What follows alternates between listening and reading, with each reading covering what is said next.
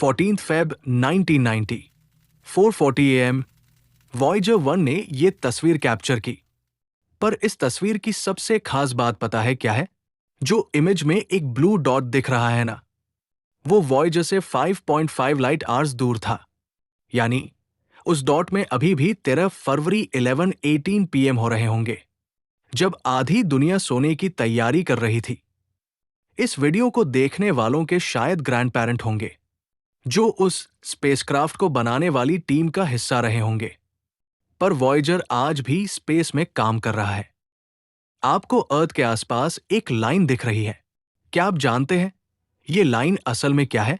ये एक सनबीम है। अब आप सोच रहे होंगे, जब इमेज में सन दिख ही नहीं रहा तो ये बीम आई कहां से? तो एक फैक्ट सुनो, जब आप इस इमेज को जूम आउट करते हो, आपको पता चलता है कि अर्थ यानी हम सब सिर्फ एक पिक्सल का पार्ट है। बस एक पिक्सल, इतना छोटा कि सनबीम से भी छोटा। और इसी से आप अंदाजा लगा सकते हो हमारे पूरे सोलर सिस्टम की एक्चुअल साइज का। लेकिन आज हम उस तस्वीर के बारे में बात नहीं करेंगे। आज हम बात करने वाले हैं वॉयेजर में माउंटेड उस रिकॉर्ड के बारे में, जिसे हमने एक मैसेज की तरह स्पेस में छोड़ दिया था। The golden record. धरती के वासियों की ओर से नमस्कार। सब लोगों ने मारो राम राम पहुँचे हमें उठे राजी खुशी है तुम्हें उठे राजी खुशी है। अस्सलाम वालेकुम। हम ज़मीन के रहने वालों की तरफ से आपको खुश आमदीद कहते हैं।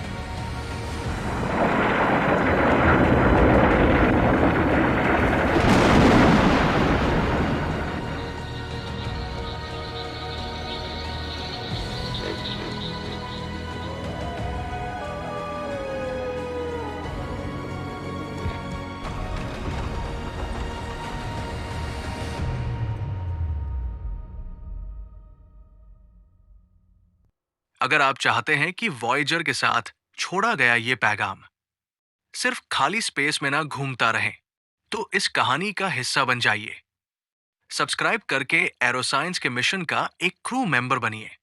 वॉयेजर स्पेसक्राफ्ट के साथ एक सुनहरी डिस्क भेजी गई थी, जिसका मकसद था इंसानियत का पैगाम अंतरिक्ष में छोड़ना। अगर कभी कोई दूसरी सिविलाइजेशन इसे ढूंढ निकाले, तो वो ये समझ सके कि अर्थ एक जगह थी जहां लोग हंसते थे, सोचते थे और शायद प्यार भी करते थे। इस गोल्डन रिकॉर्ड में 115 चीजें थी।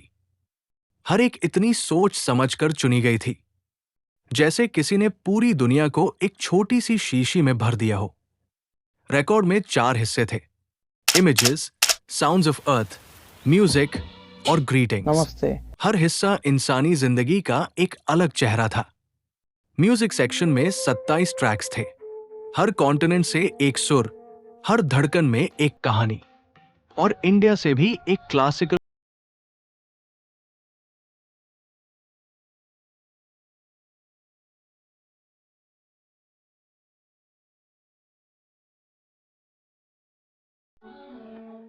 इमेजेस में वो सब था जो हम जीते हैं। डीएनए की स्पाइरल, एक ग्रोसरी स्टोर की शेल्व्स और एक ताजमहल की भी तस्वीर थी। एक ऑडियो कॉलाज भी था, जिसमें अर्थ की सांसें रिकॉर्ड की गई थी। हवा की सरसराहट, बच्चों की हंसी और पानी की चाल। ग्रीटिंग्स सेक्शन में 55 जुबानों से एक ही बात निकली: hello from the children of planet earth. Hello from the children of planet Earth. हर आवाज, हर एक्सेंट एक शांति का गीत। 1977 में नासा ने एक काम किया जो थोड़ा क्रेजी था। वॉयेजर 1 स्पेसक्राफ्ट के साथ एक गोल्डन रिकॉर्ड स्पेस में भेज दिया, जिसमें अर्थ का इंट्रोडक्शन था। इसे बनाने वाली टीम लिटरली जीनियस थी। इस आइडिया के मास्टरमाइंड थे doctor Carl Sagan. Vision simple था: अगर स्पेस में कोई इंटेलिजेंट एलियन स्पीशीज हो, तो उन तक एक मैसेज पहुंचना चाहिए। कार्ल के साथ टीम में थी एंड्रूयन। उन्होंने नेचर की साउंड्स सिलेक्ट की, जैसे पानी का साउंड, हवा की गूंज और एक न्यूबॉर्न बेबी की चीख। मतलब लाइफ का शुरू होने का असली फील। और हाँ, उन्होंने अपने ब्रेन वेव्स भी रिकॉर्ड करवाए जब वो लिटरली किसी स्पेशल के लिए फीलिंग्स महसूस कर रही थी। वो ब्रेन डेटा भी इस रिकॉर्ड का पार्ट है, एक तरह से ह्यूमन थॉट्स का स्नैपशॉट। टिमोथी फेरिस ने 55 लैंग्वेजेस में ग्रीटिंग्स कंपाइल किए। इन लोगों के पास सिर्फ 6 मंथ्स थे, लेकिन उन्होंने बनाया एक ऐसी डिस्क जो स्पेस में अभी भी ट्रैवल कर रही है। अगर एलियंस या किसी और सिविलाइजेशन को यह रिकॉर्ड मिल जाता है और वो इसे डीकोड कर लेते हैं, तो उन्हें सबसे पहले देखने को मिलेगा कैलिब्रेशन सर्कल। ये पहली इमेज किसी इंसान या प्लैनेट की नहीं है, ये एक टेस्ट पैटर्न है, black and white goal circle. बस इतना कि एलियन जब इस इमेज को देखें तो समझ जाए कि इमेज सही डीकोड हुई है या नहीं। जैसे हम कैमरा सेटअप करते वक्त एक ट्रायल फोटो लेते हैं, वैसे ही ये इमेज एक कैलिब्रेशन शॉट है। ये पहली इमेज है एक स्पाइरल जैसी स्ट्रक्चर की। ये था एक डीएनए।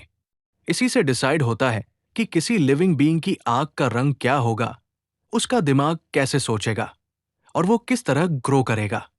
एलियंस के लिए ये एक डायरेक्ट मैसेज है। जिंदगी का फॉर्मूला ये है, अगर तुम भी लिविंग बीइंग्स हो तो शायद तुम्हारे पास भी कुछ ऐसा हो। ये इमेज एक मां के यूटरस के अंदर डेवलपिंग फीटस को दिखाती है, यानी जिंदगी का सफर ऑफिशियली जन्म से पहले ही शुरू हो जाता है। ये है अर्थ, ब्लू ओशंस, व्हाइट क्लाउड्स और ब्राउन ग्रीन जमीन के साथ। ये सिर्फ एक प्लैनेट ही नहीं, हमारा घर भी है। एक वुमन शॉपिंग कार्ट के साथ दिखाई गई है ग्रोसरी स्टोर में। इसमें इकोनॉमी, इंफ्रास्ट्रक्चर और फ्रीडम तीनों कॉन्सेप्ट्स छुपे हैं। ये सिंपल इमेज एक डेवलप्ड सोसाइटी की कॉम्प्लेक्सिटी को रिप्रेजेंट करती है। इस फ्रेम में दिखता है ताजमहल, आर्किटेक्चर का एक ऐसा पीस जो सिर्फ डिजाइन ही नहीं, एक जज्बा है।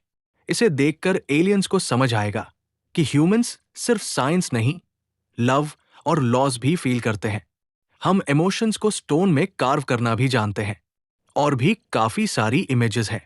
सोचो अगर कोई प्लैनेट अपना वॉइस नोट भेजता तो उसमें क्या होता। गोल्डन रिकॉर्ड के साउंड्स ऑफ अर्थ में ये सवाल का जवाब छुपा है। सबसे पहले सुनाई देती है नेचर की आवाजें, वॉल्केनो का फटना, ओशन की लहरों का रिदम, बिजली गिरने की गरज, जो बताती है कि हमारा प्लैनेट सिर्फ जिंदा नहीं, एक्टिव भी है। फिर आती है वाइल्ड लाइफ की भाषा, बर्ड्स की चहचहाट, एलिफेंट की पावरफुल कॉल और चिंपैंजी की चीख। ये सब इस बात का प्रूफ है कि अर्थ एक रिच और डाइवर्स इकोसिस्टम का घर है।